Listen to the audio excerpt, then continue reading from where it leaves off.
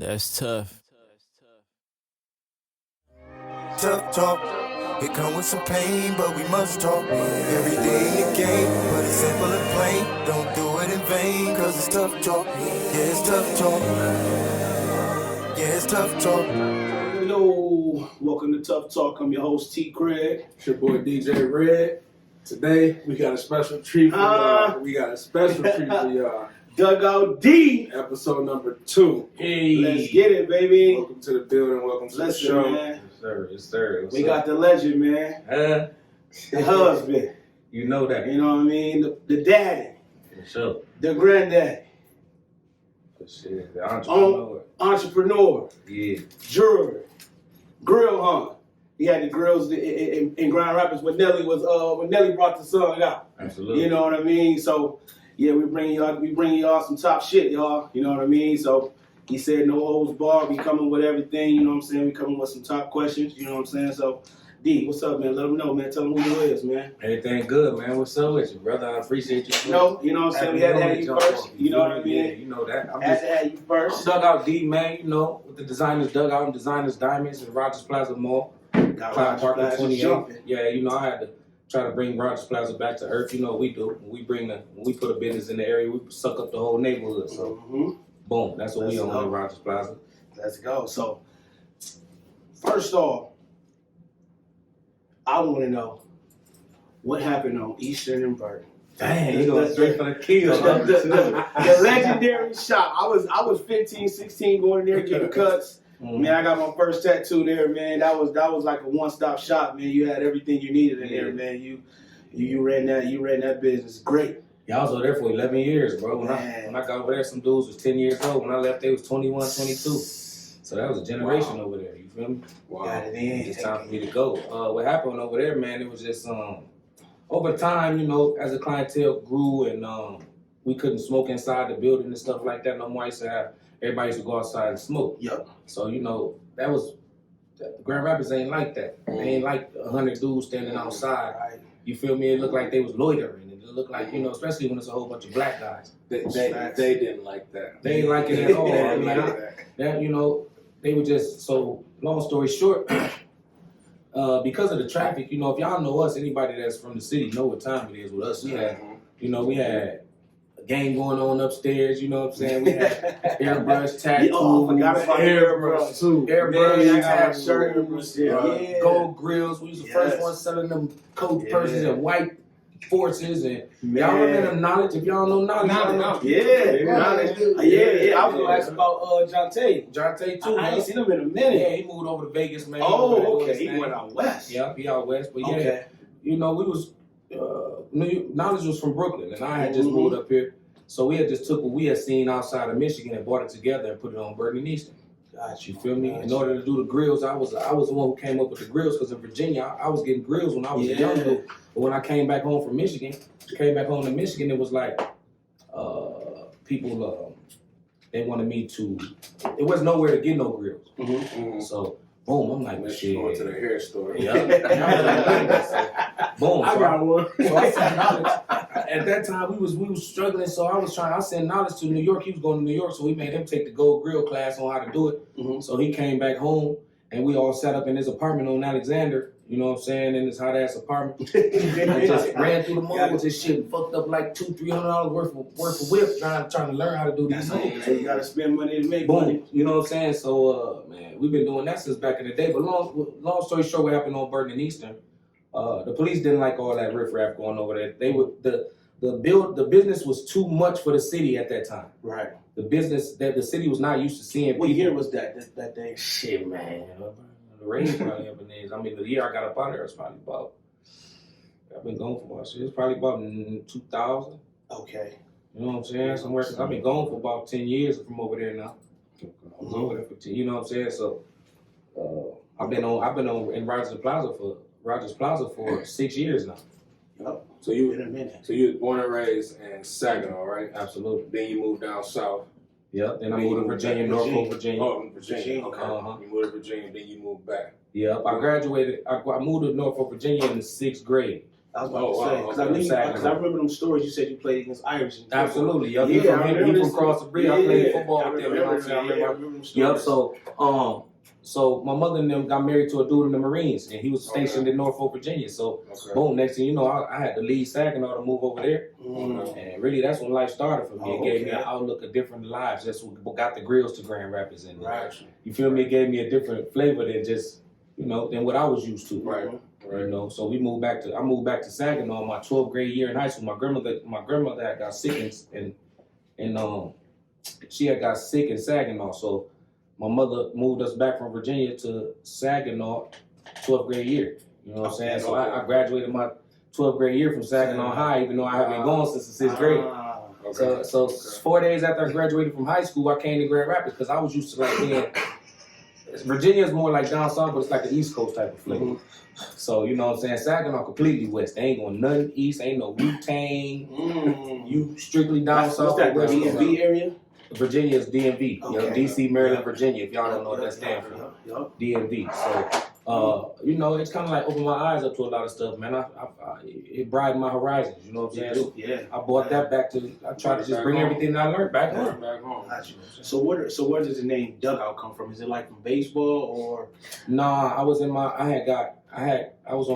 Hair by Jody's and I had caught a case. Somebody was selling some weed by one of my vehicles and Blase Split. Long story short, I ended up losing my job at Hair by Jody's. So my clientele was already booming because I was already working in the salon. Yeah. So, but Jody had to fire me because I had her shit high. She like Demarcus. I hate to get rid of you, but shit. You know what I'm saying? I can't have it on my name. But that probably was a blessing in disguise. Absolutely, it was. You got out of that, and now you boom. Yep, she sent me down. She fired me, so I'm thinking, damn, what I'm supposed to do? So then I took on my clientele and made my basement into a crib. Into a shop, and then I was booming. Had the whole neighborhood coming through, and one of this Muslim dude named Kenyatta. He always be telling people this. Nobody never believe him, but. He the one who named the Designer's Dugout. He was in the basement. He came downstairs one time and I was doing the design. This was back in the 90s, so people weren't really getting busy with them designs like that. I was doing all type of wild designs and shit, and I'm on Alexander and Eastern, so niggas come back around the corner like, damn, when you get your haircut, who did that? Boom. So I was over at that time. The designs were very popular. You was ahead of your time. Boom. So Kenyatta came down to my basement one time. He's like, man, damn, bro, you doing that design? You need to call this bitch the Designer's Dugout. Because I was doing a design in my basement, grimy ass basement. That's how we come from. You know what I'm saying? No matter how the house look or the apartment look, it's about how the haircuts look. Gotcha. So boom, he named that the Designer's Dugout. When he said it rung to me. I ran upstairs, grabbed a permanent marker, and wrote it on the wall. Designer's Dugout. So I wouldn't forget it. Yeah. And I smoked a lot of weed back then too, so I knew I would forget. I wrote it on there. It was all. You feel me? So is it safe to say Kenyatta needs some royalties? Oh man, he tried to get him everywhere he goes. Now that we back to where we going, Kenyatta will make sure when we bump into him, we gonna let you know. Remember when we was in the basement? I did that. One time some dudes had him hemmed up in the joint. Some dudes that I know that been around the dugout their whole life or whatever, so they ain't never seen Kenyatta. So he in the joint telling people, man, I named that bitch. Niggas that was finna do something to him in the joint. They called me from prison like, hey yo, we got this dude named Kenyatta here right now, dog. He talking about he named the dugout. Is he? Is it true? Right. Because the niggas like, he paid him back right there. Right. He could have got hit right there. You know what I'm saying? Right. You saved his life. I say, so what he look like? Is it a Muslim guy? You know what I'm saying? Talk with a list. They like, yeah. I said, yeah, he did. That's him. That's stalled him out. Stalled him out. I said, yep, stalled him out, bro. He did name that. And the dude just got silent on the phone. He was like, damn. Because they was ready. They was ready, you know what I'm saying? They was home. Yeah, they probably like, they ready to get him up a little bit. We beat him up a little bit already. Damn. Absolutely. So then it was kind of like that Denzel movie and shit. Oh, y'all training. Yeah, training day when they had to pull his ass out the tub. Yeah. So I'm gonna stay what on Burton Eastern because I just want to ask you this because I remember your dad used to come and used to sell those enchiladas. Yeah, hot tamales. Hot tamales, okay. Yeah. Is that where you got your hustle from, your grind from? Is it from your dad or? Shit, man. Yes, both sides of the family. You know, I got the best of both worlds. I got my dad's side of the family, which was the hustlers and the hair. The people that do the hair and the pimps and the pushers and you know what I'm saying? You know. That was my dad's game. Then I got my mama's side of the family where they was more into the, brain surgeons and the FBI agents, and so it depends on college for that. Yeah. These guys were books. One of my uncles went to Michigan for wrestling. One of them went to MSU for academics. So I, it was which one I chose to be in mine. Go green or go blue. Yeah. So it depends on, I had a little bit of both in me. My mother was like, she worked for the Board of Education in Saginaw, so it was like, it wasn't no acting up in school, because when they go get their check, they got to see my mama. So my mama, I know that from my dad. Man, my mother was an educator, so she made sure that, if anything was out of line, she was going to be on it first. Yeah, So I mean, that's how we got that. I chose both sides, so the hustle came from both. My mother was a stone cold worker all my life. My dad really never had a job, but he never, but he hustled. So I'm gonna take that to this with your daughters. You was just in New York with one of your daughters. She had a fashion show or something down there. Yeah, one of my youngest daughters. She's 21. How was that experience? Armani Viage Baty. She is It was a trip, man. My daughter was the first one. Yes, sir. Yeah. My daughter was the first one to get the whole family to New York. That's dope. Because she has those custom do rags and her custom men's headline, the Viage, which is her middle name. Boom. So she sent that to New York Fashion Week, and New York Fashion Week was like, "This dope. Like, we ain't never had nobody put no do rags." So she put it out there herself. Yeah, she put it out there. So boom, she called us back like, did she call us when they hollered, they accepted it. We like, what?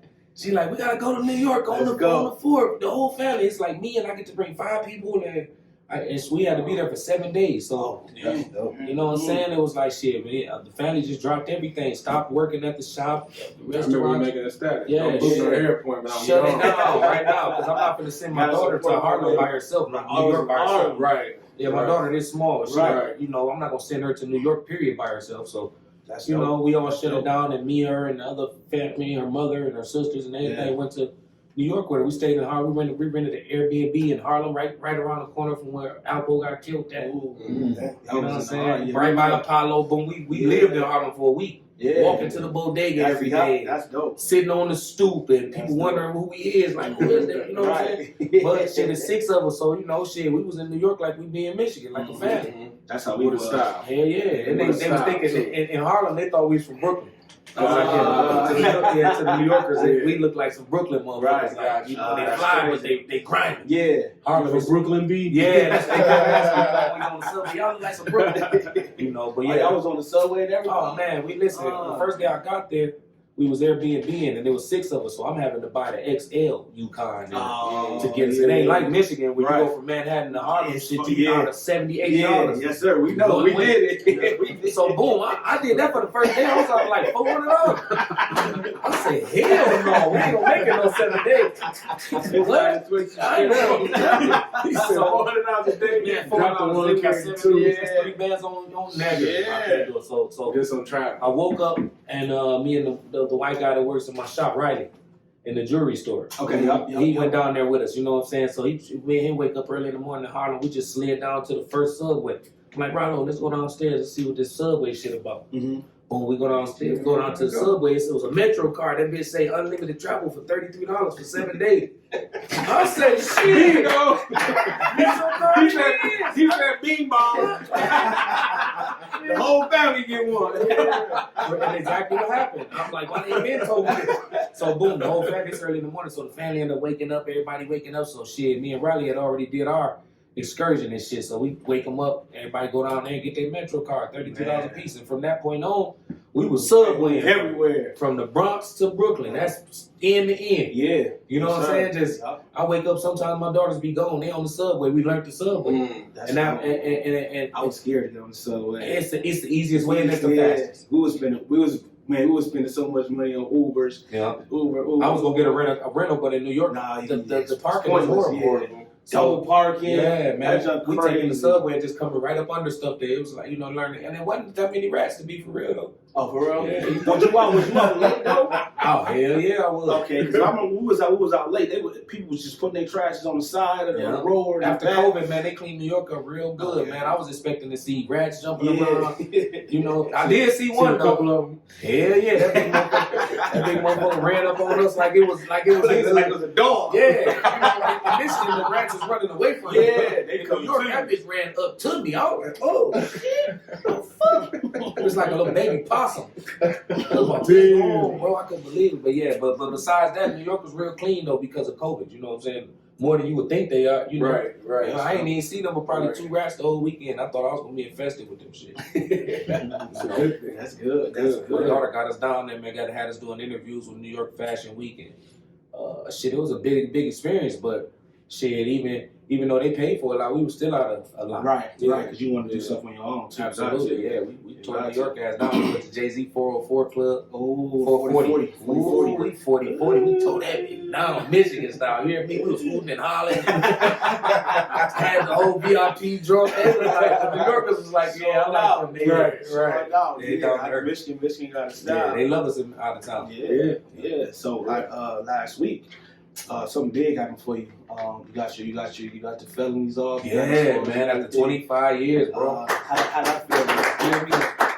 That was one of my biggest accomplishments, bro. It's just like the best thing I ever did. Like, you know, it's like everybody kept telling me because when I was younger, I got into some gun shit. It was a law enforcement involved and blase split. And the felonies that I had, that particular felony, they said it was inexpungible.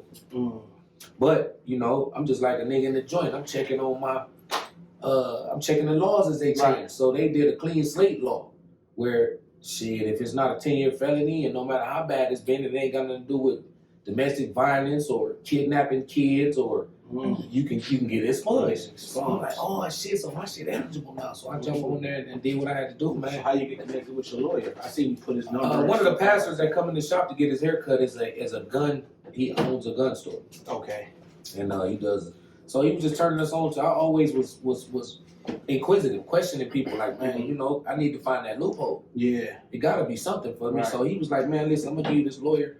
And he specializes in gun restoration. Okay.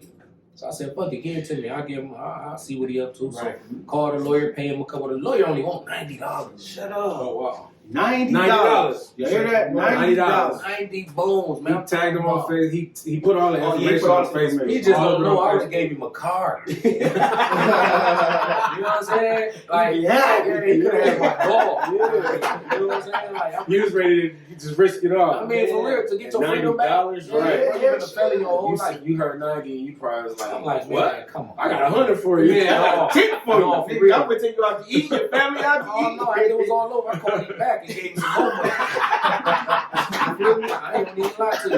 I'm gonna even do him like that. So what's the next step in that? So like, can you carry your gun now? Can you get your gun license? Yes. We get your weed. We can't get both from Michigan.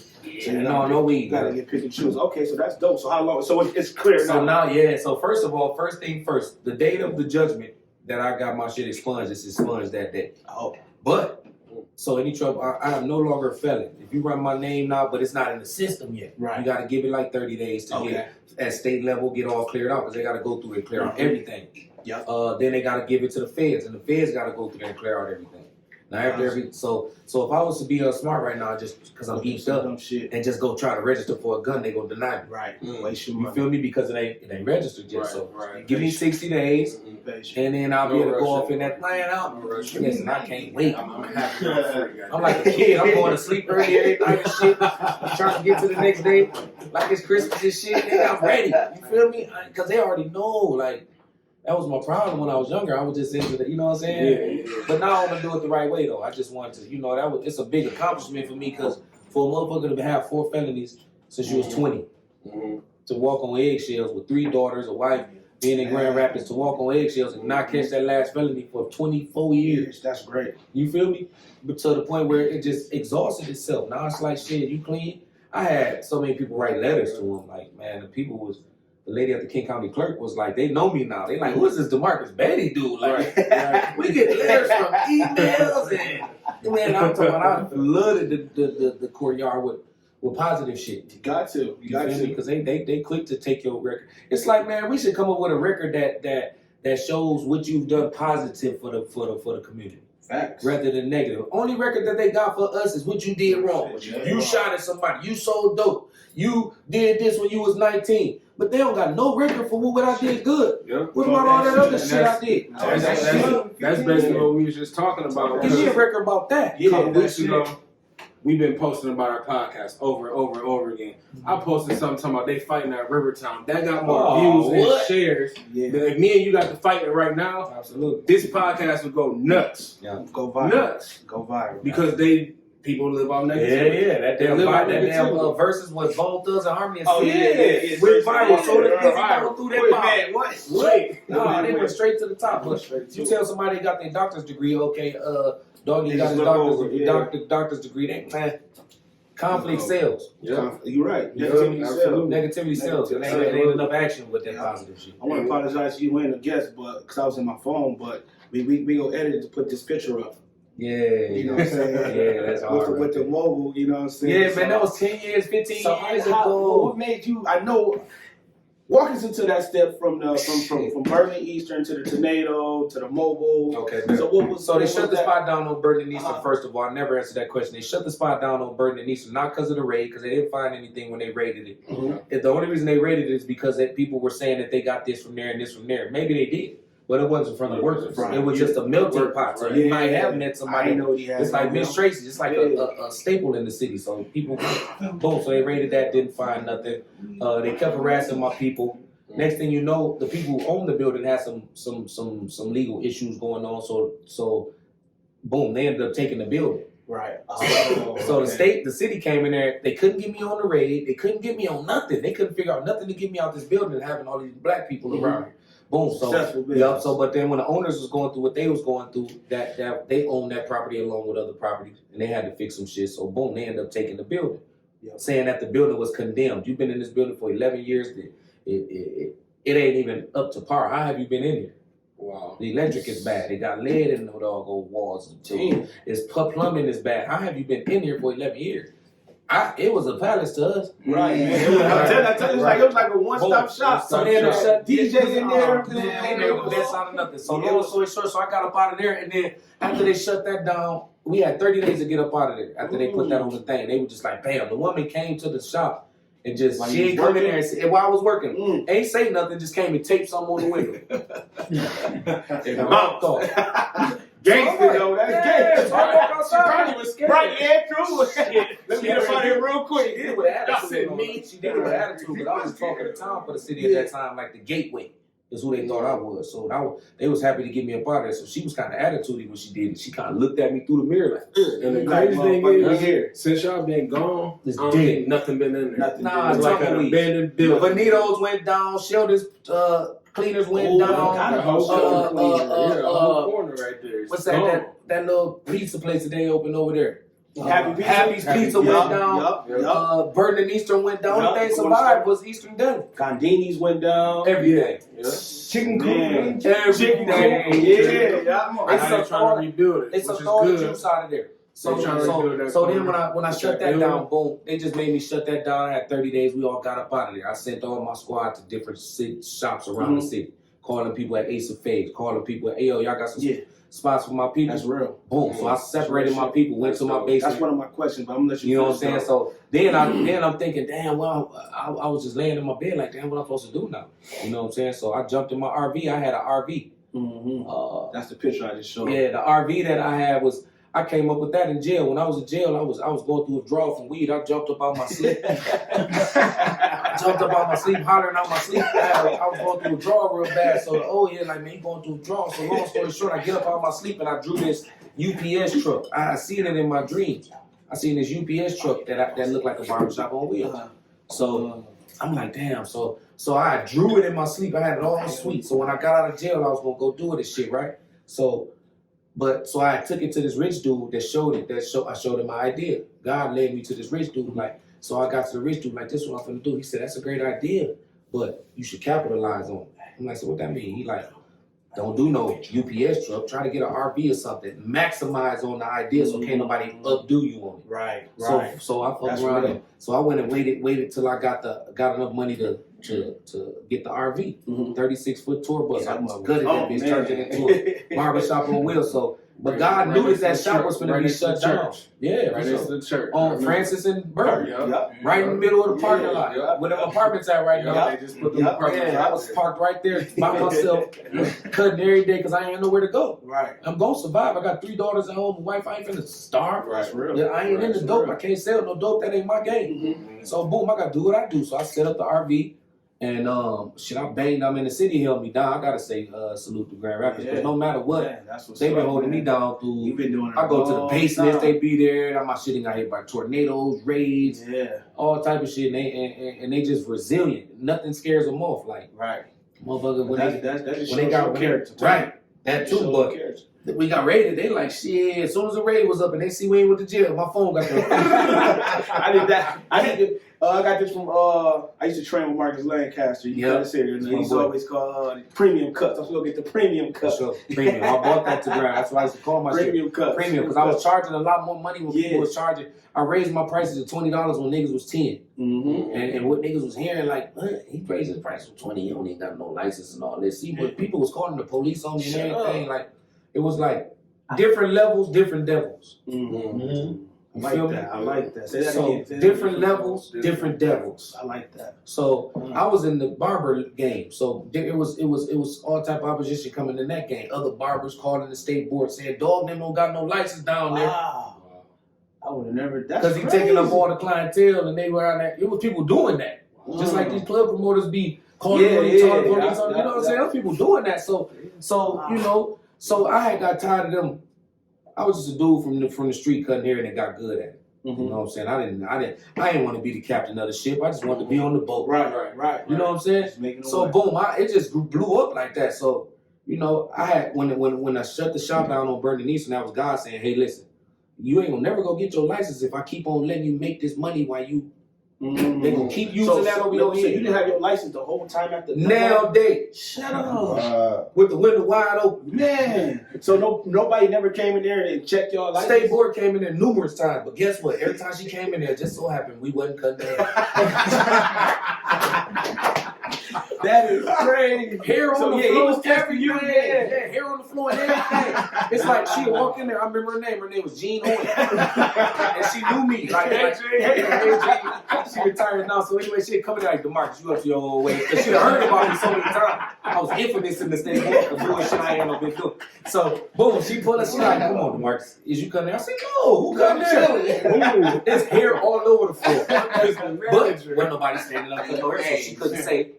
So the next day when she came in there, Carolyn next door, at that shop next door, I think they was over there. Yeah, Magic Touch.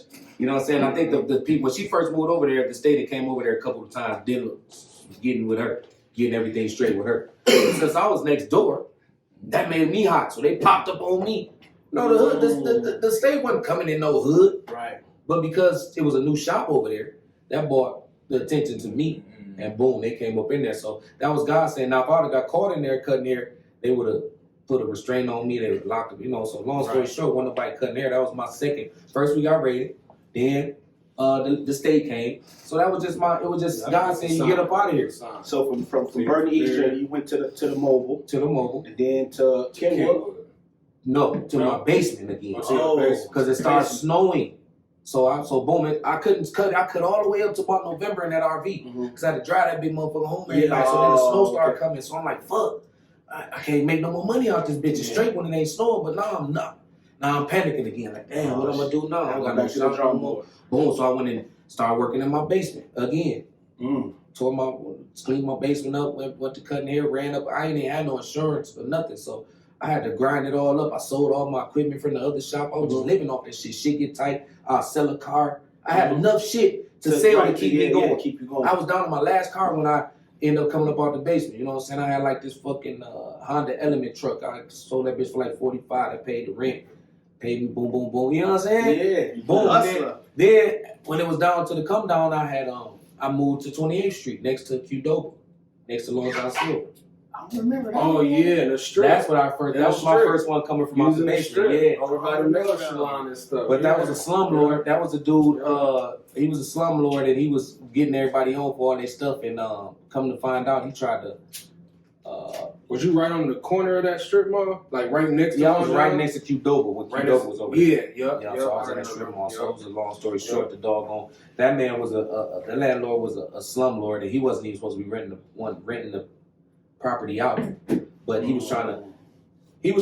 had made me sign a lease saying that, okay, you're gonna give me this a month, then you give me these type of free payments a month. You give me these free services a month. So I'm like, but you know, I was trying to come out the basement, so he was pimping me basically. So I found out what he's doing. He was trying to break the rules. I told him no. He got mad. He had sent his daughter in there to get her hair done for like $600 for some type of service, and wasn't gonna pay. I'm like, no, that ain't how that work, bro. You know what I'm saying? The people who doing services, you gotta pay them. They ain't got to do with me. Right. You know what I'm saying? So he got mad, and from that point on, he tried to get me out that building. So what he ended up doing one night was cutting my central air. He had his maintenance man come through in the middle of the night, cut the big ass. You know, it had to be a maintenance man because the wire that was cut was this big. Yeah. So he came through there with literally cut, pop that bitch. So they was gonna sweat us out. So now all of a sudden, we in this place, we in this motherfucking in this hot ass shop, and we sweating. So, but me being how smart I am, I tell the nigga, listen, we signed a lease saying that it has to be air conditioning. So, if the air conditioning ain't working, I'm putting your rent in escrow. Right. So I was paying $2,500 a month. You know what I'm saying? $10,000 every 4 months. So boom, I was putting the money in the escrow account. I wasn't giving it to him. He was trying to smoke me out. So long story short, I let 4 months go by, and he hadn't fixed the air. And then me and my squad, 4 months that went by. Was it like the summertime? I was going to go to Menards. It was summertime too. I was going to Menards, going to get them more expensive fans that blow up like air conditioning. We thugged it out so we could save up for 4 months, and then I saved up 10 bands on him. Then I found out during the legal process that he didn't have insurance on the building, so he wasn't supposed to be renting it out. So he was doing a lot of slum shit that if you don't look into your shit or read, you wouldn't have known about. So I said, I got him. I said, you're a dirty dude, huh? So guess what we did? The night we shut down on one night, we stripped the whole building and moved over to 42nd Street and kept it 10,000. We told him to take us to court. He wanted to do that. He couldn't take us to court because it was going to come out that he had. You feel me? So word on the street is Demarcus ran off that man money over there, but he was trying to do me. So I just found out what he was doing, and then told him take me to court. Kept the whole 10 bands, ran over to 42nd. That's when I moved over to 42nd. In the middle of the night, I packed up the whole shop in the RV. Inserts another bing bong. That's your ass. We worked that day. The whole squad worked. There was 10 of us. We working over there. At the end of the night, I told everybody we're finna break this bitch down. We got to packing up all our shit and boom, strip that bitch like how we know how to do shit. We stripped that bitch like a junkie. Like what? Boom, threw everything in the RV, ran over 42nd Street and see. I knew he was doing this, so during about 3 months during the time while we were during that 4 months, I was fixing up 42nd Street. Oh, okay. Every night I was leaving, going to fix that up by myself. So then overnight, when I got it all fixed up and everything was straight, I told the squad, let's go. We locked everything down, left with dog 10,000. I spent $9,999 to move to 42nd Street. Had $1 left, bought me a blunt. Got it right. We out that bitch. You feel me? Celebration. 42nd Street was a stepping stone. Was you there? Not even a year. 42nd Street was a stepping stone. Some lady named Ray, she was trying to leave out of town, so she had 42nd Street. So she knew she heard about the conflict that I was having with 28th Street. So God sent her over to 42nd Street. So she like, I want you to take over my joint. I said, I'm gonna come see you tonight. I slid by there. It was a brand new shop. I'm looking at this bitch like, how much you want? I mean, I can do something with this. So she like, boom. So I hit her off with the cash, and she got up out there, and I started working on it. And it was a sweet ass shop, but it was just like I had this how I left from there. God been pushing me to these next steps. You feel me? I was on 42nd Street from 28th Street. I left that situation. Got over to 42nd Street. I had a damn African man at that laundromat. That man down there. He an African guy, and he just felt like I was the enemy. He said he did his due diligence on me. Like, I heard about you. You a bad guy from all that shit on Burton Denison and all that shit. So they, I didn't even know you just. Yeah, I had a tag on me, kind of like I was. I when I'm around, I bring out the niggas. Right. And they don't like. So boom. So they get me on 42nd Street, and he kept calling the police on my people, and Wow. they selling weed out there, just making false claims. I was getting niggas knocked and everything. I'm trying to play my prayers. I say, God, listen, man, you know how I am. So before this get out of hand and I get to doing something I can't control, I'm going to pray and let you take care of it. You know what I'm saying? Take care of it, because you see how dog doing this, man. That's you know what I'm saying? We them type of people to go, yeah. But we ain't going to do that. We going to let you take care of it. Thank the Lord. Boom. So next thing you know, I said, man, and that's why my mama said you better be specific on how you pray. Because I fucked around and said, God, just take me up out of here before I kill this dude. You know what I'm saying? And I wasn't specific. Right. And that's what he did. He came, a tornado came through that bitch and tore the whole shopping center down. So did y'all lose any like equipment through that? We lost No, I kept the equipment, but we lost everything. The building was so condemned. The landlord was like, y'all gotta be out of there tonight by sundown. I'm like, damn, what? They be doing it like pressure like that. So next thing you know, I'm used to working under pressure. Right. I go get a U-Haul. Slide and have my wife go get us a U-Haul real quick. Got a big U-Haul, strip that bitch. Boom. And then put all that in and lock the doors. And then again, I sent all my people to different shops. Ace of Fades, Reflections, wherever that I felt that they would be, you know what I'm saying? Because they good workers. These people is to the bone bristle hustlers. Right. So from there, that's when you went to Rogers Plaza. So then I went to my basement again. Oh, back to the basement. Back to the basement. Did you have like a airbrush on Burton Eastern set from the basement up or something like that, right? That's what that meant. Okay, got you. Because when I came from Burton and when I came from Eastern and Alexander in the basement where the designer's dugout was raised from, 811 Alexander right on the corner. That's what I meant. I banged so much on the Eastern. Lil Vern lived across the street from me. Deshard and them lived next door to me. Everybody knew I banged so hard on the block. I had to pay everybody trash. I paid everybody because you couldn't park when you came home. It was like, and they raided me over there. They raided me in my basement because they thought, because I had so much traffic coming in. First, I'm this barber that work in this shop that gets suspended from his job. So I wasn't like no hood nigga. I already had a clientele. Yeah. So I'm bringing the hood to my basement. Right. Boom, and they was booming, coming. Boom, boom, boom, boom, boom. Next thing you know, they raided that bitch. So I've been raided 2 times in my life for haircuts. Wow. For traffic. They thinking these boys are selling dope. There's no way that this much black people running in and out this damn building. There ain't no drugs involved. It gotta be. We got these fish scale haircuts, number one. You must not know. Premiums. And you know when it's about them haircuts, man, motherfucker will spend they black people. Yeah. They go get their haircut every week. Shit, because we know if you broke, as long as you look like something, you gonna find somewhere to go. I'm looking good. That's right. I might smoke tonight. I can give me somewhere to stay. Right. Just because I don't look like, so I can't be looking So I went to that basement, man, again from 42nd. The tornado, I ain't had no insurance. So I lost again. Shit. So my life has been to the top, straight to the mud again. Straight to the top, to the mud. You know what I'm saying? So I don't get, that's why people like you humble. I don't get into that. Because shit, tomorrow that shit could be gone. Right. It could have been gone. So how long were you in the basement? Okay, it took me 10 months, bro. 10 months? 10 months flat. Me and my dog. My wife was going to work. My kids were going to school. Just me and Nunu in the basement. And at that time, I was doing a lot of shit too. So God was sitting me down and saying, Demarcus, you see, you was on your way to go and get back to that bullshit. Mm-hmm. So he knocked me down again. You know what I'm saying? And that's real. And then I sat in my basement for 10 months by myself and had to reflect and save every dime so I could move again. You know what I'm saying? And I ain't no basement nigga. I was booming in my basement. I remember Ronaldo told me, man, I don't want you to go back to the shop. You know what I'm saying? I like it in this basement, bro. You got a fireplace, bro. When we come here, you on time. There's nobody here. Yeah. No side conversation. I love this. I don't think I want to share you with the public no more.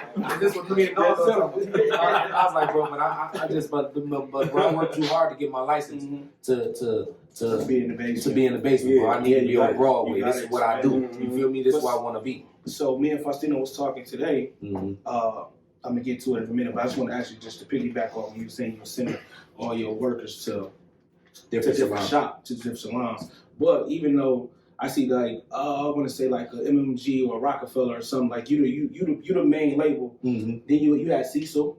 Absolutely. You had Malachi. Absolutely. And you said, and now they got their own shop. Money Khan, Cecil, Sean, Monica.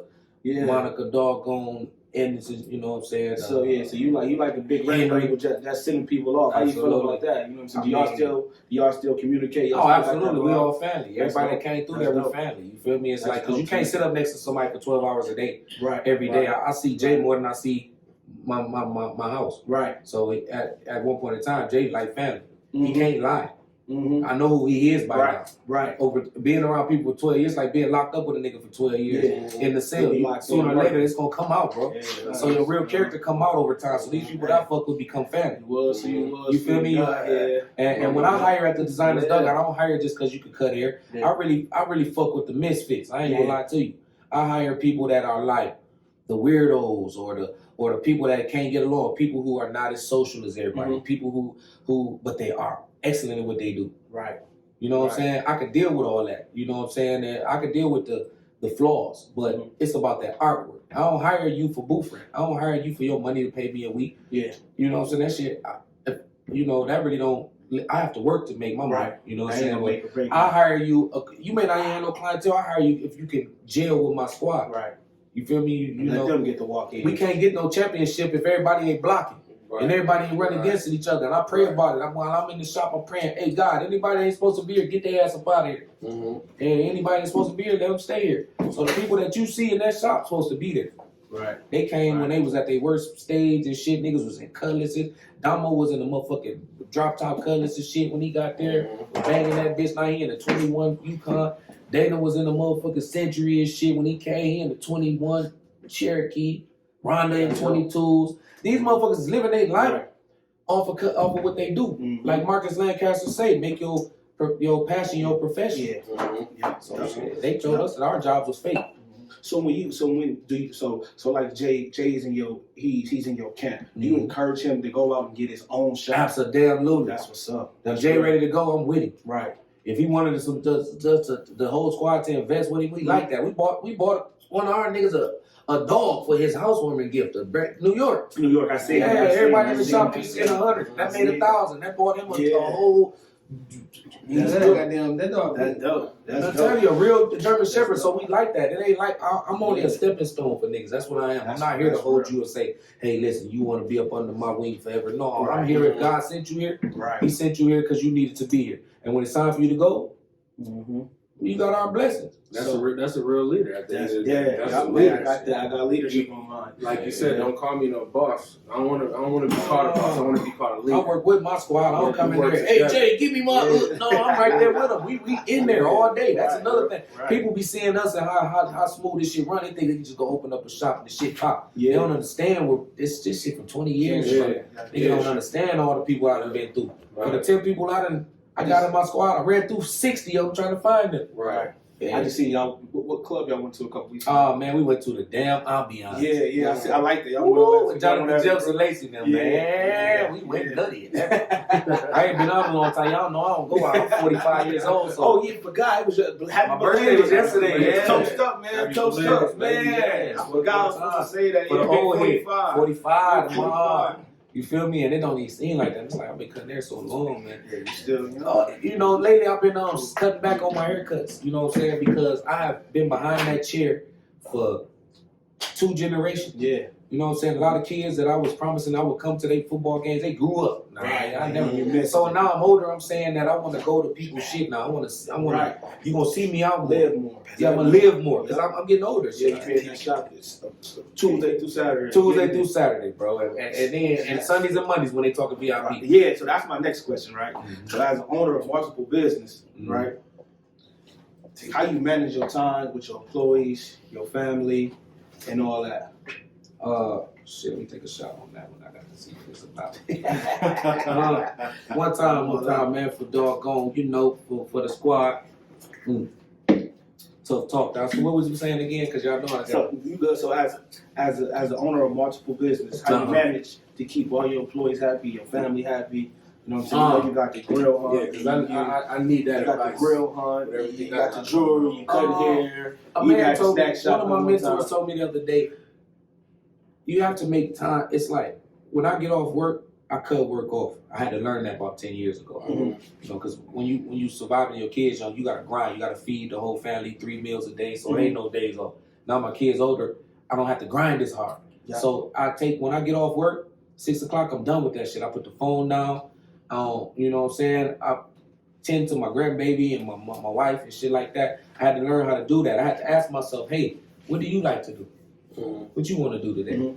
Shit, because I'm a public servant. You know what I'm saying? I work for the public. So shit, motherfucker called me and said, I got 100, I'll jump out the coon. I'm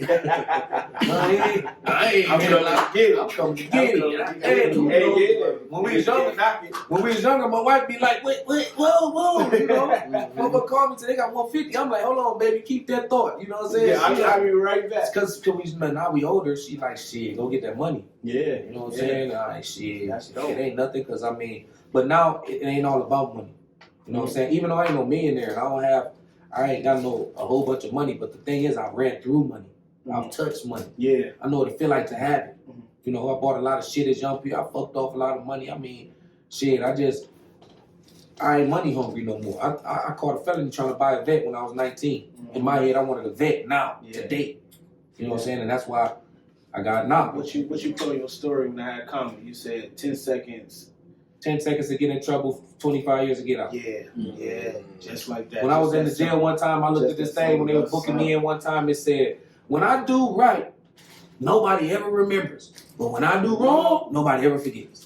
There. And I was sitting there looking at that shit like, damn, that's real. Why ain't got that up there? They killed my ass. Because it seemed like, I felt that shit. Yeah, for real, you know, but it's just like, man, you could be hasty. I'm a little guy. I got the little man complex. Yeah, you know I'm with you. That's why I got these felonies. I got 2 violence and 2 drugs on my thing. You know what I'm saying? I was money hungry, and I felt like I had to prove a point to you. You know what I'm saying? You say something about me, I'm gonna knock on your door. Anything you say, like, it was just like, I felt like I had to do that. Gotta do But- that. but- Stand your ground. But at the same time, I was the one getting caught because I was the one belligerent with the shit. Like, a motherfucker do something to me and then I retaliate. I wouldn't say nothing, but then they may call the police. Right. So it was all a setup. So I started learning. I'm like, these boys ain't playing fair, so let me get out their way and quit trying to be tough. That tough shit ain't fun. You know what I mean? Shit, they can try to knock quick. You got, sometimes it's good to take. And you don't even say it's a loss. You know what I'm saying? Just be smart. And then test a little guy like me before they test. Yeah. You know what I'm saying? Somebody even if his size. Yeah. You know, shit, they'll do some shit to your little guy. Just be like, man, fuck him. So, you know, who's this little yeah, and I was one of them ones that I'm like, all right, come on, you got the right one today. I'm a risk try. You got the right one today. I'm gonna risk it all, bro. Don't do that. So, you know, over time, I just learned how to just, think fast, because that 10 seconds, shit, 25 years of life. Absolutely. So balancing the life and the businesses. We're gonna go back to the businesses because you went to Rogers Plaza. In Rogers Plaza, you opened up the Grill Hut. Absolutely. Correct? So the Grill Hut basically then transformed into the Designer's Diner. Yeah. So walk us through that process. I have been doing grill since Burton Denison, 11, 12 years, 15 years back. But I always did it for the hood, and if you didn't know, you didn't know. Right. I don't care nothing about it. I never promoted. If you know, you know. Right, exactly. And because that was just a side hustle. But then when I moved to Rogers Plaza, I said, now, okay, this shit getting bigger now.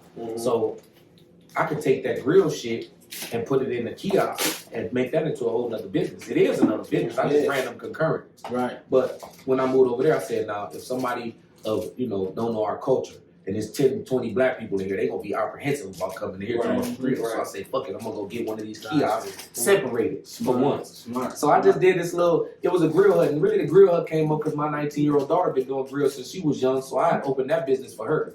So that's why it's called the Grill Hut. It was just a little ass cannon. So she managed the Grill Hut. She managed the Grill Hut. She was there for a minute, but at what age? She was 19. 19. You know what I'm saying? Sincere. So Sincere do grills just like this. She know them like the back of her head. She do the mold. She like the grillologist. You know what I'm saying? She been doing them since she was young. So boom. But her sitting there every day when it ain't pumping, and she feeling like I could be doing something else in my life. It was hard for a teenager to just sit there. Sit still. So I'm gonna end up letting her, go do what you feel like you need to do. I don't want to force you into doing nothing. So me and her mom. My wife was doing it. My wife run that restaurant right there. Yeah. I'm in the thing, so a motherfucker come up with the grills. I run and go do them in between haircuts. My wife would jump over the counter, do it between haircuts. Boom. So shit grew. And next thing you know, I put a showcase with I was just doing grills. My jeweler and them are in are huge jewelers. Mm-hmm. They're in Houston, so they like we specialize in custom I'm jewelry. gonna say, show the chain. Yeah, Show the chain. we specialize in this, so we want you to do bigger shit. That grill shit is cool, but this is what we do. Right. So over the years, I kept on denying. I'm like, nah, I'm straight, man. It's a lot of responsibility to fuck with that shit. Only people do that in Michigan is Hutch them, Gary them. I ain't finna get into that lane. Right. But because I was already tied in, they like, listen, you are a gateway, bro. You gotta do this shit. We gonna make sure all the shit is straight. Boom, just try it. So I went on ahead and tried out. He started me off with just earrings. So earrings, flip that up. I ran up like 70,000. In the case right next to you. Yep. 8 cornflakes and sold earrings for about 3 years.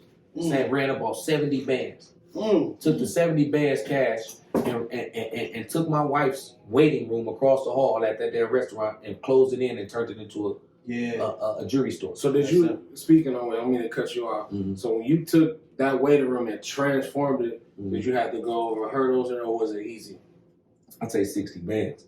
So you know it's some hurdles in that motherfucker. 70 bands, nigga. You know what the fuck goes on. No. And guess what the budget was? 20. It's look nice though. I saved every fucking dime. I mean, listen, bro. When I got done with this shit, I had 60,000 in the motherfucking bank. After I got done building that barbershop, I had motherfuckers put the windows in there, build the walls, put the electricity in there, do the floors, cases, do the doggone cases. I bought that kiosk, that shit that a motherfucker had that built in Italy for $75,000, and then the COVID hit, and then he fell off and sold it to me for 10. Wow. And then shipped it from Tennessee and brought it down here to Grand Rapids and came with it and helped me hook it up and everything. Damn. Rich ass A-Rap, you know what I'm saying? With the buzz and door. With the buzz and doors. That's dope. I put the buzz and doors in there. I got ADT and I did all this shit out of my pocket. You feel me? So at the end of that, I was broke. I didn't even have enough money for merchandise, like, you know what I'm saying? But the jewelers I've been fucking with, like I said, I've been fucking with them since I was. They like, nigga, boom, they sent me 100 bands worth of merch right off top. Wow. Here you go, necklaces, earrings, we trust you. You You know what I'm saying? So- I said, kiss my hand. So with that being said, if there's a barber out listening to this, not even a barber, entrepreneur, they listen to this show right now. Yeah. What can you tell them, or what can you show them to start off if they just starting? Like I want to do what kind of go advice can you for it, give bro. them? Like stop sitting up here we procrastinating and saying, oh, I gotta have the best chair and I gotta be in the best area and I gotta have the best doggone insurance. No, you don't. You gotta get your ass out there and just go get a beat up ass chair and go do it, because in my job, in my shit, the skills speak for themselves. So if you can give a nigga a mean ass haircut, you could do it sitting on this table. You feel me? For the barbers out there, quit, shit, master your craft. You ain't gonna be able to get no $100 no haircut. Niggas be thinking, oh, he just getting $100. No, I don't get no $100 a haircut because I push my weight around. I get $100 a haircut because, nigga, I've been with my nose on the grind when niggas wasn't even thinking this barbershop shit wasn't shit. Right. I was the first nigga in Grand Rapids to take my mom on my Soulja Boy shit. I was on that first. I was the first nigga in Grand Rapids. I was the first nigga in Grand Rapids to take all the cages and the chains and all that shit off my windows and open my window wide open. And when I opened my window when there was real beef going on between the hoods, so if motherfucker could have came through that shop with no license. Period. Man. And that was the thing. They was wondering, how can we get him up out of there? I'm thinking if you do it in plain sight, they won't think you doing it. They're like, he ain't got no I did it right in their face. You know what I'm saying? Until God allowed me to you know what I'm saying? So I want to change gears a little bit because I know it was a guy working in your shop that just recently passed. RIP Lonnie, you know what I'm saying? I know he just had a birthday just passed too, right? So you know what I'm saying? How did that affect you in the shop? You know what I'm saying? Man, I was sick, man, but my mother always prepared me for death. You know what I'm saying? She always, Lonnie lived a great life. Yeah. He touched a lot of people, and I'm just happy that I was one of those guys that was not ignorant enough to push him off because of his shortcomings. Right. You feel me? That's real. Sometimes when people, God will send an angel to you in a lot of different ways. And your ass might slide him off because he a beggar or he homeless or he handicapped. And that may be one of the biggest blessings that you ever could have bumped into. And Lonnie was one of them for me. Lonnie was really my inspiration. I like how you got him suited and booted for the every birthday, anytime he was around me, the hair show. Everybody was like, they was like, man, Lonnie, he made him look like something new. That was not to make Lonnie look like nobody knew. That was to Lonnie gave us that was to make Lonnie look young again. Mm-hmm. And I'm just like, you know, so I want to give him something a little harder. You know what I'm saying? He look like somebody old uncle. He's on the air. He was jazzy that night too. But yeah, man, he was just a blessing, man. I really miss him because now just like right now, when I look at the trash cans in the shop, this floor ain't swept up all the time. Look, I'm having to change the trash cans again. Just little shit that Lonnie would remind you of him. Like, you know what I'm saying? Our birthdays always made sure I took care, you know? That's that man. And it was not a beggar, you know what I'm saying? He was just one thing about Lonnie, he had a good family, he came from a good background, he had loving people in his family, he was not a bum, he was not on drugs, he'd drink him a little Budweiser and he was straight. People thought he was just like Jamie, that other guy y'all saw. I was coming in next. Yeah. I am the type of person that attract peculiar people. Mm-hmm. I'm an Aquarius. Like yesterday, my birthday was January 23rd. Mm-hmm. Andre 3000 is my sign. So you know we weird motherfuckers. Anyway, my dad's birthday the 22nd. Anyway, it's like we don't mind motherfuckers over there snickering at us like, oh look at them got them damn Yeezy boots on, look like the moon. We put them on camera. You feel me? Like throw them on the table one time. Yeah, so you know it's like I claim the real people, man. Like no matter how their flaws are, you know, that's them the people who I fuck with. And I miss Lonnie though, it's my nigga. Yeah, man, R.P. Ronnie, you know what I'm saying? Just saying the people you fuck with. You just had somebody in the jewelry store last week. Trick. Man, that's Trick. You put on. He came all the way from the D, where you got Hutch, you got Gary, and he came with us with Dugout D. How did you get there? How did you steal that? I mean, I was down there with the Detroit Red Wings cutting some hair with my boy Seven. He had hooked me up with Darren McCarty, some people he know. I was down with he was one of my barbers. You know, family member. Yeah. Big Seven, he come from Detroit. So he was doing he was cutting one of the Detroit Red Wings hair. And I just slid down there on GP. It was a cannabis cut. And Seven just got out. So, you know, he did like 15 years of his life. So he's very festive motherfucker. He like, let's go here. Let's go do that. He brought a lot of life to us because we don't want to do one. So anyway, he invited me. I finally went. And they was telling me that it's Darren McCarty and we're going to be in the booth with Trick and Darren McCarty because they both are in the weed game. This before Trick had the cookie store. So long story short, the guy Boogie kept, you know, he loved Trick this, Trick that, Trick this the whole time, right? And that's Darren McCarty's best man. So I'm like, okay, so these niggas know each other. So I slid up on Darren when we got there. I seen Trick and them sitting there, and he with the Goon Squad, and I'm in all this jury, and I'm with these two white boys. They looking at me like when I went and sat in the booth and shit, I ain't go over there and introduce myself, and I'm shining hard. Like them niggas was like, who was this nigga? This nigga ain't came and checked in and said nothing, right? I ain't played my cards, you know. I'm little, like I said, little and shit. So I just sat there. I see them over there in the van and shit. I'm just looking at them like, that's who I really want to get with. I had a backpack full of jewelry. I had about 100 bands worth of jewelry in my backpack. So Seven went to go cut the Detroit Red Wings here. And I seen Boogie, and since he been talking about Trick, that was my thing, you know what I'm saying? I'm over there. So I gave Boogie 100. Bam, Boogie, go get Trick. Tell him come holler at me. I got something for him. So since Boogie know Trick, Boogie go over there and Trick say like, man, I got somebody over here you need to meet, bro. And Trick like, who the fuck is this nigga? I'm like, bro, I'm telling you, come meet me because I gave him 100, so it's his job to get him over gotta get him over here. He don't give a fuck what he say. So Boogie got Trick over. The next thing you know, I didn't think he was gonna come right away. I mean, just before I leave. I ain't even right away.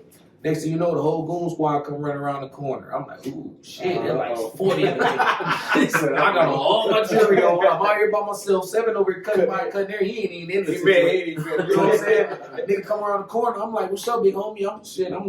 I'm in Grand Rapids. I'm like, shit, I'm the first black-owned jeweler that you gonna ever meet. You know what I'm saying? In Michigan from around our way. And I came bearing gifts. So I go to my backpack. Them niggas watching me. They like, what? Come on, what? So they kind of watching me and shit. Like I went to my backpack. They would get sure I ain't got no chopper on me. They don't know me. Right. They don't know me. They like these bouncers and all these niggas like, what you doing? You know what I'm saying? So I dig in my backpack. I pull out these motherfucking big ass $10,000 earrings and shit. I'm like, these yours, my nigga. These on me. You know what I'm saying? Just so you know what type of nigga I am. I ain't come here asking for nothing. You know what I'm saying? I came in here to bump heads with you because I got to bump heads with Detroit because y'all, you know what I'm saying? Right. So you my first step. That nigga was like, man, he looked down at me because he tall and shit. Nigga looked down like, boy, you got a lot of nuts, boy. You came all the way through it by yourself and shit. You got all the jewelry in your back, man. You got all that. You might. And he like, man, No I said, respect. man, I don't even want nothing but a shout out, man. I don't want no handouts or nothing, bro. You gonna hear about me. I'm coming. You know what I'm saying? Because I'm coming to the trenches to find my people. When I'm ready to go get Vezo and all the niggas, all the rap Peasy and all that, I'm going to pull up on them personally with something I already made for them. Yeah. That's gonna make them, feel me? That's how motherfuckers coming in. I told Dog when I met him that day, I said, listen, when I'm opening a jewelry store, when I open up a jewelry store, I'm gonna make you a piece on me. You know what I'm saying? And he like, whatever, little nigga. You know what I'm saying? Now, just like you said, just came last week. 5 weeks, we only been open for 6 months. I got in. I ran up a couple dollars. I got him his. He has a strand called Heavyweight Heads. You know, he owns a cookie store on 8 Mile. He made the Cookie Boys go half with, you know what I'm saying? He have an owner of Cookie on 8 Mile. So the Heavyweight Heads is a part of his strand. They weedologists. Cookies going crazy. So long story short, you know, he came. I said, listen, I got your piece done. I'm a man of my word. I ain't doing no lying. If I tell you I'm gonna do something, I'm gonna do something. You know what I'm saying? So he like, I said, but all I want you to do is come get it. To me. I ain't coming to you. You know what I'm saying? I'm a boss, nigga. If I'm gonna do this, and I'm gonna put this shit out there on the line, and I'm gonna spend this money to get you a solid, thick ass white gold rope, and I do your heavyweight hit. I designed it and everything. Me and my squad. He don't even know. He ain't even say, "Huh, do this." I just did it. Nigga, I put 313 all on the back and put trick all in the back, and you know it's his. You know what I'm saying? So he like, I just told him, man. I told him, listen, when I call you big homie, I'm not no groupie. I'm calling you about business. So when you see that number, answer that bitch. Right. And sure enough, he was a real nigga. Throughout the whole time before this had even happened, he was calling me and checking on me and shit. What's up? I'm just calling to see how you doing it. That's real. And now you got a relationship. He was a real cool. And I told him, so when he came to get the piece, he said, I told him, yo, shit done, bro. Come get it. He said, so what's my balance? I said, nigga, ain't no balance. That's real shit. He said, real shit. He kind of paused. He like, what? I said, nah, ain't no balance, my nigga. I did this on us. You know what I'm saying? Just because we trying to, I said, because I'm trying to build a relationship with the right people. You know what I'm saying? When I come to Detroit, my daughter be in Detroit selling her do-rags. She running around Detroit by herself because she's a warrior. Right. This small, going the hood by the do-rags and taking the risk. I say, when I need, shit, I don't need no money. But when I'm in the D, if I need you. Yeah. Right. A rich motherfucker told me it ain't about money, it's about relationship. All the time. Jay can have $1 million, I can have $1 million. If he could be a billionaire. Right. If me and him like this, and I ain't never crossed him, and I'm a real nigga, and I ain't gonna lie to him, and I ain't gonna steal nothing. If I need something with the relationship me and him have, his money is my money. Right. Loyalty. All the time. That's it. I don't have to worry. The rich people say that it's the relationship that you make with the right people that make you there. So now when I call, what you think he gonna do when I call in Detroit and I send my daughter up there? On 8 Mile going to, he gonna send somebody right now. He told me, man, we got helicopters. You ain't gotta worry about it. But he said, when I come in, when you come in town, you tap in. Right. Because I gave him the do-rags for my daughter. I plugged my do-rags. Stacey Mayweather gave me my outfit. I seen that. Alfie the Great came in there and did a rap. You know what I'm saying? Boom. And he told them niggas, man, I'm finna put y'all on my, because I got enough Detroit shit. I want some new talent coming up over here. So he go my email, boom. So you know, he was a real nigga, man, and I put my money out on that, but I call that a tax write-off. Yeah, tax write-off. It's a tax write-off. And now when you go to one of the biggest motherfuckers in Detroit, I ain't saying he the biggest, right? But when you go check in. When you go to one of the motherfucking biggest, they know me by name. They can call me right now. If I say I know dog, I know dog. You know what I'm saying? I ain't doing no lying and pump faking and shit. Right. You know what I'm saying? And I ain't do that to be no dick right. I did that to show him I'm a boss. Right. And if I say something, I mean it. And Grand Rapids, and like he said, we're gonna bring the whole, man, this motherfucker, since that happened, bro, Detroit has been on my ass, bro. I'm talking about every fucking, this nigga got niggas from the weed shit calling me. Uncle Trick said, I got to deal with you, you know what I'm saying? Or just because he put me on this, if you go on his page, on his Instagram, you'll see us right there. You know what I'm saying? Right. So, and I ain't even want much. That was a connect. I ain't want much. I just give me a plug, my nigga. I don't want no money. Bless him. He blessed you. And then now every time you see him on media, crazy. Every time you see him on No Fly Zone or the Fly Zone radio store, every time you see him on everything, he got that big ass white gold earring he got in his ear and that chain he got on just from the design to diamonds. That's what's up. That's what I did. That's big. And his BS, you know what I'm saying? and he ain't to put that bitch in right away. I see, he was on it. Yeah, So what happened was when I went to Detroit, I gave him a yellow gold pair, and I ain't know him. So he fuck with only white gold. So I gave him a yellow gold pair. So when I told him to come get his chain, I said, them earrings that I gave you, big homie, I know you don't fuck with yellow gold, so bring them with you. I'm gonna upgrade you to a white gold pair. Sure enough, he bought them bitches brand new in the box. I see, and they were big as fuck. I'm like, got some white gold rings right there. Yeah. So I gave him the white gold earrings. He exchanged those for a smaller pair, so I won. Because the big ass pair that I gave him, he wanted a smaller white gold pair. Okay. Put them bitches right. He only got one ear. I gave him two, so he got two. Oh, okay. Yeah, that's boom. But when you see him on anything, that boom, and then this right here, it's brand placement. Yeah. Right. You know what I'm saying? Placing your brand in the right place. You know what I'm saying? See. Yeah. Well, every time motherfucker come in town, I'm gonna give him a piece. So I wanna test you real quick. Mm-hmm. First, I wanna say you one of the if you're not the top artist, you one of the top artists. When rap artists come here, singers, you always cutting the hair. Absolutely. Every funeral, you always. You know what I'm saying? 77 in. Yeah, you see what I'm saying? 77 in, he stayed, you know what I mean? He doing his thing. So, not naming yourself, name the top 5 barbers and rap rappers. That's tough. No bias. Nobody can't get mad. This is his top 5. Tough. Oh man, top 5 shit. Damn, let me see, man. That's a hard one. I'm coming, Some baby. young killers out here, man. Y'all want to know old heads or newer It's types? you. It's whoever you Top 5 dead or alive. It's you. I gotta say, shit. I gotta pay homage to the old heads first. You know what I'm saying? And this your People top that I 5. looked up to that helped me get to where I'm at. Mark Randall. Mark Randall. That's 5 or 1. No, that's just one. I mean, No, I'm saying we going. I'm going to 5. Okay. No, I don't know which order. Oh, okay. But just say I'm gonna go from first to the ones who influenced me. Mark Randall, Pooh, and Jermaine are the big old head. Three big barbers that kind of. What shops did they work up? Pooh Irving is he worked at Everybody Jody before me, and he got his own little shit. Jermaine works in Reflections. Jermaine. Last name Jermaine, Big Jermaine. I know what you're talking about. He married to what's her name? That dude hair too, right? Yeah.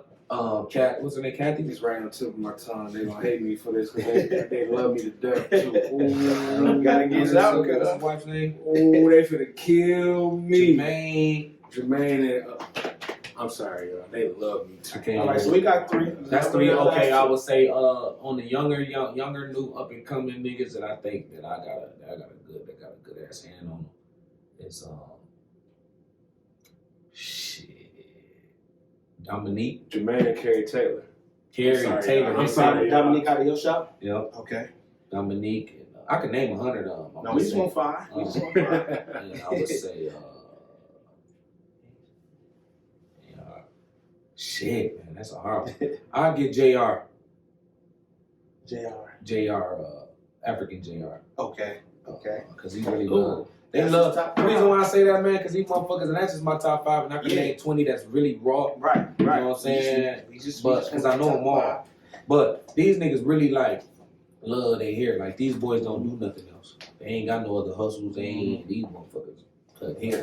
Right. So if T would have asked you who your top 5, not Xing you out, would you put you in your top 5?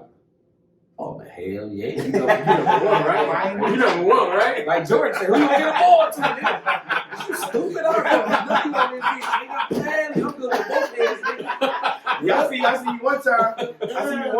You was holding your grandbaby and you. Come on, with my right hand, I'm left handed.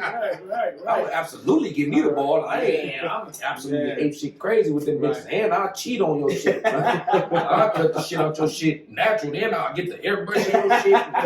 Nigga, you beat me, boy. You pay for that, fella. We get towards the end. So before we get to the cards, T, I want to ask. Go ahead. I got one more. So when the pandemic hit, that was okay. I took it from. I'm sorry. You know we here, baby. We here. We a team, baby. When the pandemic hit, how did it affect you? Was it good? Was it bad? Was it a good and a bad It was bad, man. It was bad. It was bad. I wasn't They prepared. pushed y'all out the shop. They put us out the shop. I ain't get a chance to put up no money. Because I was a shop owner and I wasn't scamming. I wasn't getting none of that motherfucking shit. I ain't getting no food stamps. I ain't getting no food stamps to the end. I ain't getting no help, bro. I was shook. Like, it was getting to the point where I was getting fat and shit. Yeah. I'm sitting at home fat and the motherfucker, my wife cooking and shit. But once we did get food stamps, she cooking like a motherfucker. We ain't in there. Yeah. 3 times getting fat and shit. Were you cutting out the crib or? No, I wasn't touching nothing because my grandbaby was on the way. Okay. Okay. So I took it on the chin because I ain't want to bring no COVID in the house. It was real bad. My wife, like, she one of them doomsday type motherfuckers, so she like she ready for Resident Evil. Yeah, she ready to dig up the backyard and put a bomb shelter in that bitch. She already buying shit. I'm like, come on, now. She ready for the zombie apocalypse. She ready to buy all the tissue up there. All the tissue.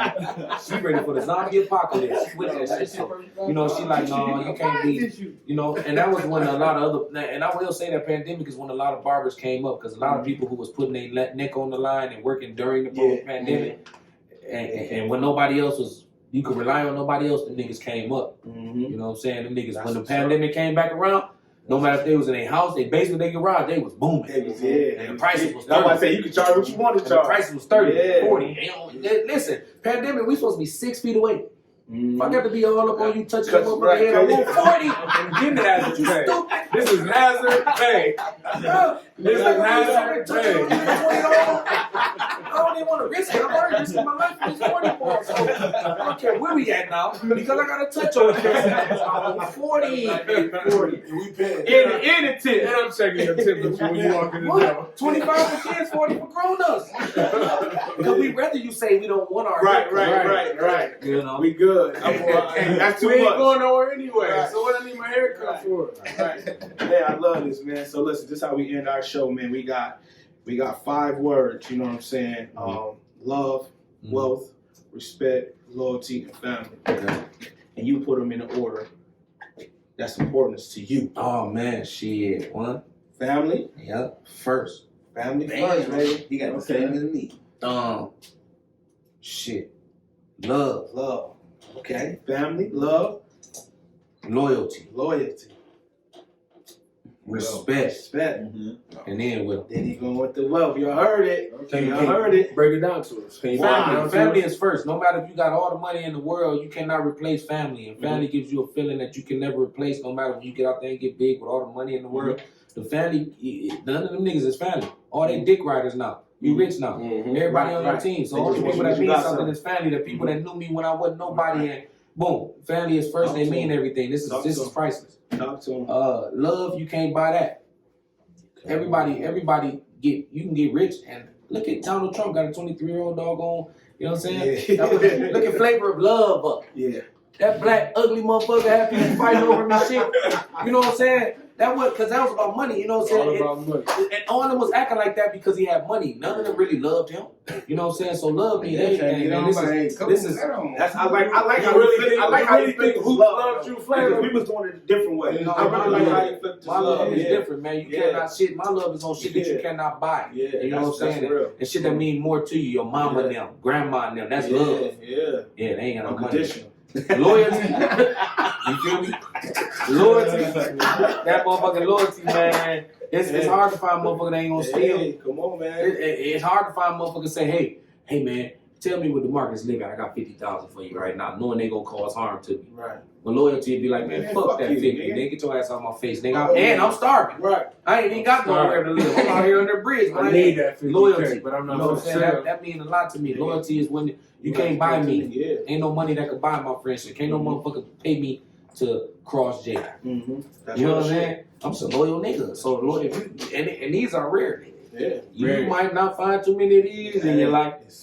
You know what I'm saying? Motherfucker love you real fast because you did something good for them, helped them out. They could love come like that. But loyalty shit, you gotta work for that. That shit ain't. You gotta show me this. Respect is number 4. You know what I'm saying? Shit ain't about money. It ain't about fear. It's about respect. Right. I know people that, just like I say, with the Detroit niggas, you know, he a big dude right there. It's about the respect he has for me. Cause I came to him in the mud. So he seen I'm from the mud. You know what I'm saying? It's just the respect he has for me. Like I told him, I ain't into this for no money, big homie, and I'm gonna make it no matter if you help me out or not. You know what I'm saying? But I just feel like it's certain things that in my book that I feel like I should go by. Right. So out of respect, I'm gonna come fuck with you, and out of respect, I want you to fuck with me. I ain't gonna never cross you. You don't never cross me. I ain't gonna never play with your chick. You don't never play with my motherfucking chick. And certain shit that I ain't gonna do to you, and I don't expect you to do it to me. And that's where that respect shit come in. And a lot of motherfuckers don't got that respect and develop to loyalty. Now this shit here, I talk to a lot of wealthy motherfuckers. A lot of people ain't gonna even see this. And it depends on what you consider this. What do you call wealthy? What do you call wealthy? Money? I'm wealthy. You know why? Because I have grandbabies, I have beautiful children, I have a wife, I have a home that I live in, and I ain't up under the bridge. I have a little dog running around that I love. You know what I'm saying? I got a house that I ain't got a motherfucking, I got a car that ain't breaking down, or even if I don't got no house, they got Uber, I can move around, I have my health. People got wealth, that's my wealth, motherfucker. You can't money high shit. I probably don't never be no millionaire. And to piggyback off what you said, wealth is your ideas, because you come up with multiple ideas to develop generational wealth. I know some billionaires. I know some billionaires who don't have no health, and they sit there billionaires and they call everything. You know what I'm saying? They would rather have my legs, my eyes, my arms. Say that again. I know some billionaires that don't have their health. I know some rich people. You heard it here first, baby. Tough talk. We got got Dugout D, man. You know what I'm saying? Shout out all your businesses, man. Let us know what you got going on, man. We got Designers Dugout, as y'all all know. We got Simply Delicious Snacks right at the corner.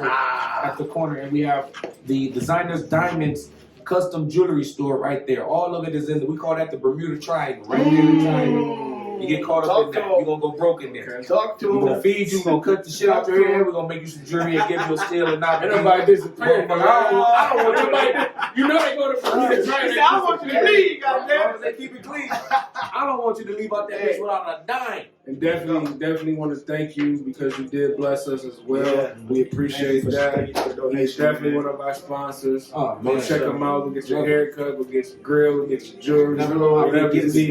Next thing you know, y'all gonna be the new drink champs. I mean, y'all gonna be. You're trying. Shit gonna be. You heard what he said. Say it again. Y'all gonna be the new drink champs. They gonna be the new Breakfast Club. Yeah. You just gotta put up there. You gotta believe in people and give them a hand out. Just throw them a hand when you reach out and help somebody. Don't be out there trying to, and be humble, because next thing you know, all that shit you're talking on your way up, you'll see the same people on your way down. Know that.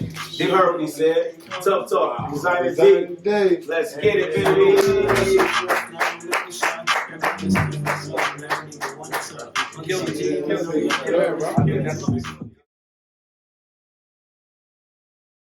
I was at Western. I got some trouble back here. I got kicked. Stop right there. What kind of trouble?